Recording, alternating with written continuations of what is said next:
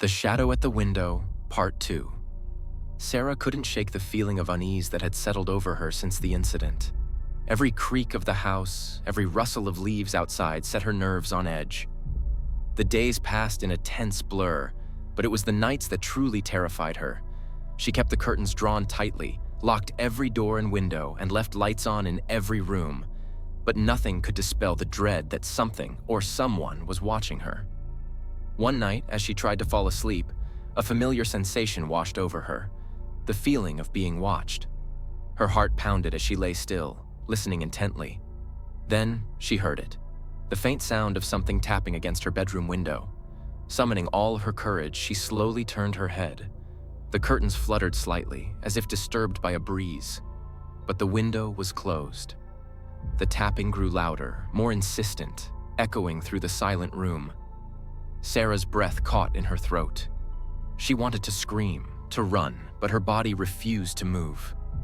The tapping stopped abruptly, leaving an eerie silence in its wake. She gathered enough courage to reach for her phone, but just as she did, a loud crash echoed from the living room. Someone was inside the house. Panicking, Sarah scrambled out of bed and hid in the closet, her hands shaking uncontrollably. She could hear heavy footsteps moving through the hallway, getting closer and closer. She covered her mouth to stifle a sob, praying that whoever or whatever was out there wouldn't find her. The footsteps stopped right outside the closet door.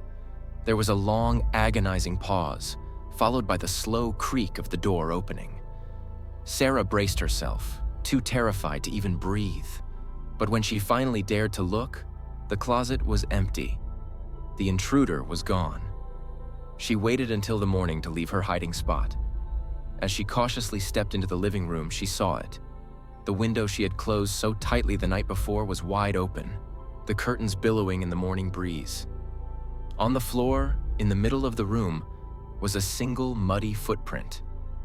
Sarah knew then that the shadow hadn't just returned. It had come inside.